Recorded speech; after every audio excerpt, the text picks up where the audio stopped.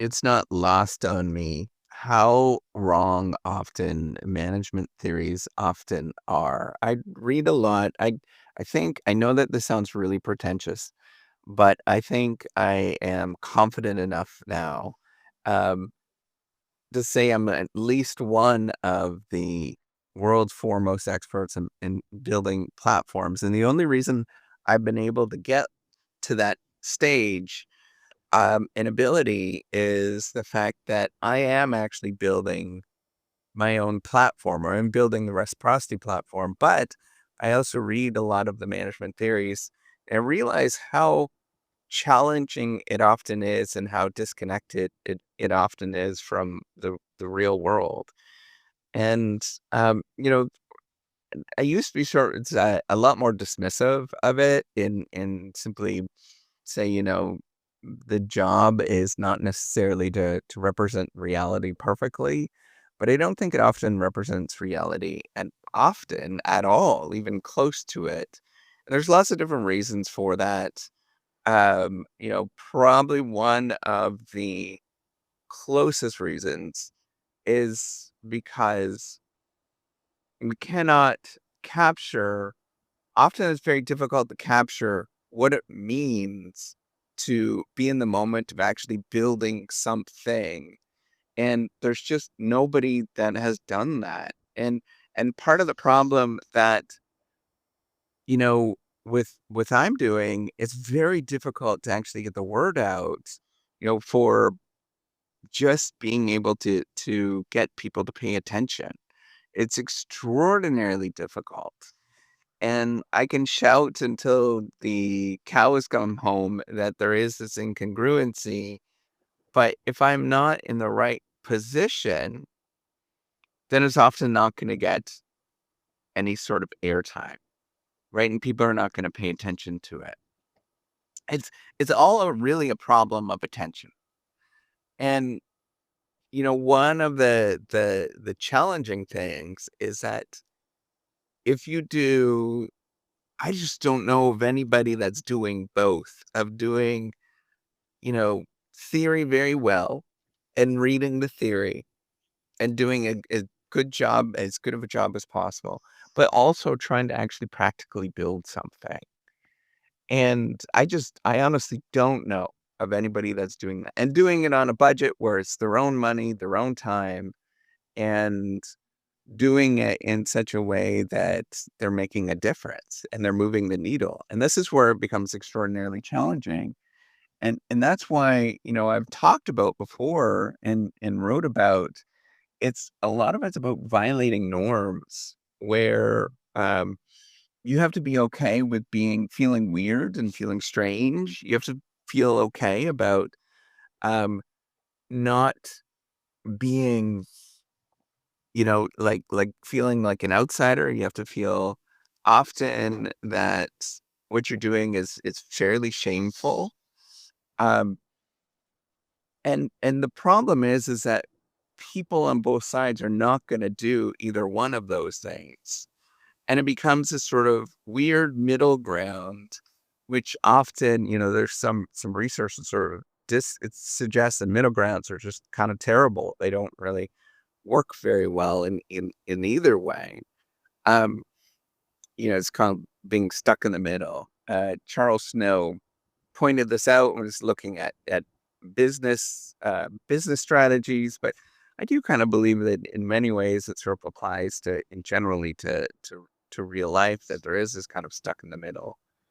Um, but the biggest thing is that if everybody is scared to do it, of on one side, on the research side, everybody is terrified of doing anything that's practical because it sort of takes away from actually doing research, and so they don't spend any time doing anything that's practical, and it takes an awful lot of time and money and resources and embarrassment and just doing often what it feels like the wrong thing. Very often, it feels like the wrong thing. And then on the practical side, many people just haven't read um, much of the sort of theories that explain a lot of how management actually works. and they don't have that in-depth knowledge, which takes many years of training to actually get there. And the only reason that I'm actually building this is because I was foolish enough and silly enough to actually build a platform. And I didn't realize how challenging it was actually going to be because of the sort of stuck in the middle, kind of middle ground thing. But it also allows me to see that how we understand how this actually works is often very misplaced. We're focused on sort of big strategies. We're focused on sort of this overarching, really amazing kind of, cute findings. Um, but in reality, when you actually go and build something like what I'm trying to build, like a real platform, you realize it has nothing to do with any of those things. It's not a single finding.